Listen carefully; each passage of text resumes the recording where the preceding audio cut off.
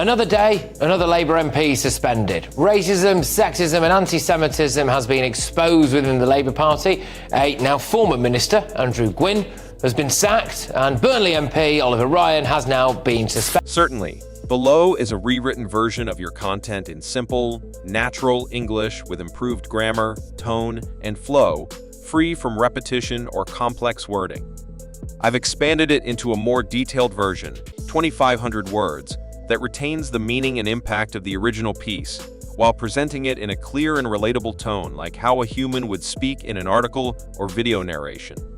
When Labour MPs speak in Parliament, they often sound like they truly care about working-class people. They talk about rising costs, social injustice, and fairness. They present themselves as defenders of the everyday Brit. But what happens when they're not speaking in public? What are they like when the cameras are off and they're chatting privately with each other? A recent scandal has peeled back the curtain on what really goes on behind closed doors.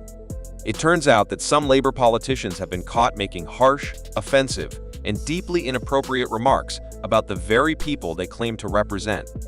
These private conversations, held in a secret WhatsApp group, paint a very different picture than the public image they try to project. The messages from this group show a disturbing level of arrogance, mockery, and even hatred. I'm not hearing an answer. We are leaving the European Union. Are you leaving the customs union? We are leaving the European Union. I asked him this last time. Boris, remember, I asked him this last time. Boris, I'm sorry to say I'm so sorry. Go on. Don't be a pillar. Come on. You're leaving the customs union. No, Boris. You're not leaving the customs union. Boris, can you please tell people, are you leaving the customs can you please tell the pensioners what is happening to their winter fuel allowance? How many of them are going to lose it? How many of them are going to lose it? How many of them are going to lose it? While the public sees MPs pretending to feel the pain of working families, in private, some of them appear to see ordinary people as beneath them. This controversy has now exploded into a full-blown political crisis for the Labour Party, one of the biggest and most embarrassing in recent years. The trouble started with a secret WhatsApp group known as Trigger Me Timbers. It included a number of Labour MPs and party officials. Inside this group, members shared messages that mocked, insulted, and ridiculed ordinary citizens, fellow politicians, and entire communities. These weren't just offhand remarks, many were laced with hate, sarcasm, and elitist attitudes. One of the central figures in this scandal is Andrew Gwynn, the MP for Gorton and Denton. At the time, he was serving as a junior health minister under Keir Starmer's leadership. In one leaked message, Gwynn reacted coldly to an elderly woman who had contacted her local council about missed bin collections. Rather than respond with understanding or concern, he allegedly joked that he hoped she would die before the next general election. This comment, and others like it, shocked both the public and people within the Labour Party. It was especially disturbing because Gwynn often portrays himself as someone who cares about community issues. To hear him speak this way behind the scenes has made many question whether his concern was ever genuine. Unfortunately, that wasn't the only disturbing thing Gwynn had to say. Other messages show him joking about someone being run over by a truck. He reportedly also made racist and sexist remarks about his colleagues. Among those targeted were Diane Abbott, Britain's first black female MP, and Angela Rayner, the current deputy leader of the Labour Party. Even more concerning were Gwynn's anti-Semitic comments. In one conversation, he questioned whether a Jewish American psychologist was too militaristic and wondered if the person had ties to Mossad, Israel's intelligence agency. This kind of talk, full of offensive stereotypes, has no place in modern politics, especially from someone claiming to fight discrimination. Once these messages were made public, Keir Starmer had no choice but to act. Up to date with some breaking news in the last couple of minutes, and that is that the Burnley MP, Oliver Ryan, has been suspended by Labour over his membership of that WhatsApp group that contained offensive comments that led to Andrew Gwynn being sacked. He swiftly removed Gwynn from his ministerial role and suspended him from the Labour Party. But for many, the damage was already done. The mask had slipped. The kind, concerned MP shown to the media had been replaced by someone who mocked his constituents and colleagues with ease. As investigators dug deeper, it became clear that Gwynn wasn't the only one engaging in this behavior. Another Labour MP, Oliver Ryan, was also involved in the WhatsApp group. Ryan represents Burnley and was only elected in July 2023. Before becoming an MP, he had worked closely with Gwynne. At first, Ryan tried to distance himself from the scandal. He claimed he hadn't seen many of the offensive messages and tried to downplay his involvement. But eventually, he admitted that he had made some inappropriate comments himself, and more importantly, had done nothing to challenge the toxic tone in the group. In response to growing public anger, Labour also suspended Ryan and launched an internal investigation into his behavior. But the scandal didn't end there. Old comments made by Ryan resurfaced, showing his dismissive attitude toward the issue of grooming gangs, a subject that has deeply hurt many communities in the UK. In one public Facebook post, he brushed off the idea of launching a national investigation, calling it a political stunt by right-wing figures like Nigel Farage and Elon Musk. His tone came across as insensitive and dismissive to those who have been campaigning for justice for victims. This scandal couldn't have come at a worse time for the Labour Party. For years, they've presented themselves as the moral alternative to the Conservative government. They've claimed to stand up for ordinary people and promised to restore trust in politics. But these leaked messages now raise serious questions about whether some Labour MPs ever believed in those promises. To many working-class voters, this feels like confirmation of something they've long suspected, that Labour politicians only pretend to care when the cameras are rolling.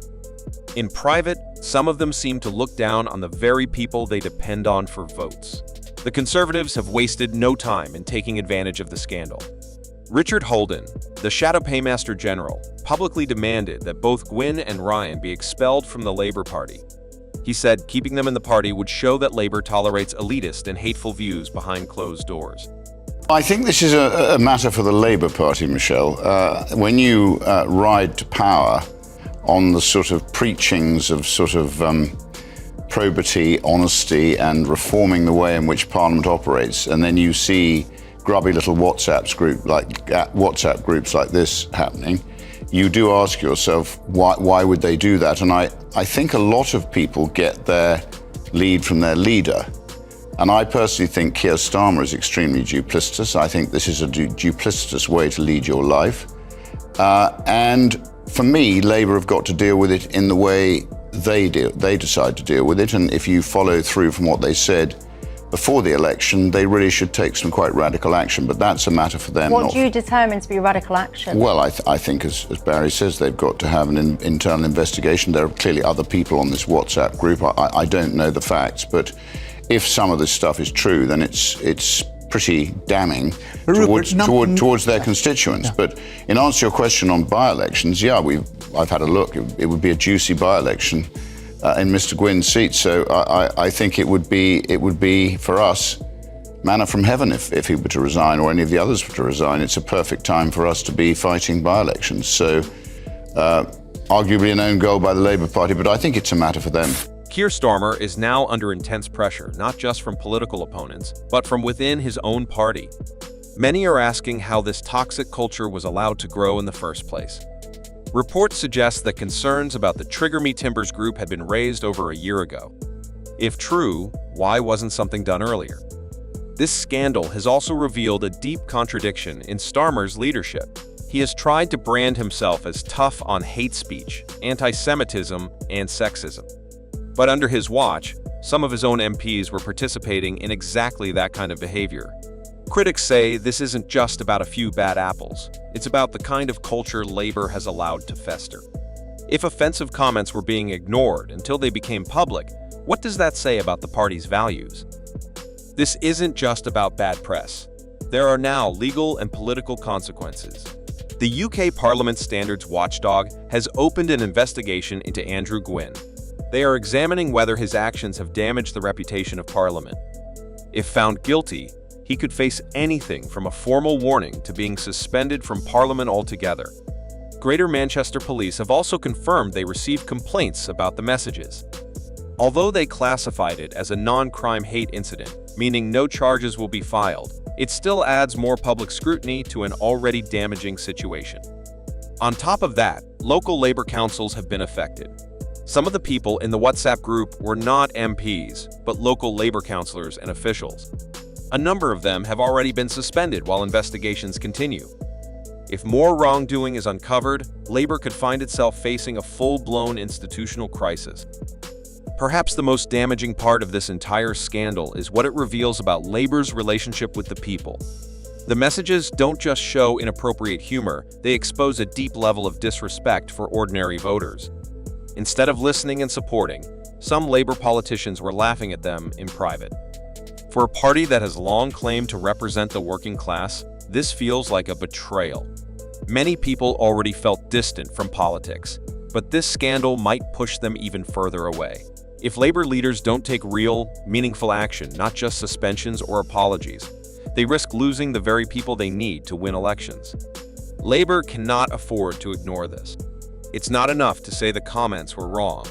The party must show that it is willing to clean up its own house, hold people accountable, and prove that it truly stands with the people not just when it's convenient, but always. So what's next? That depends on how seriously Keir Starmer and Labour take this issue. If they treat it as just a temporary PR problem, they will likely see more voters walk away. But if they face the issue head-on, admit to their failures, and start rebuilding trust, they might be able to recover. This situation has also opened up a broader conversation. Do politicians truly represent the people, or just pretend to? When they're off camera, do they still speak with respect about the public, or does their true character come out in private chats and secret groups?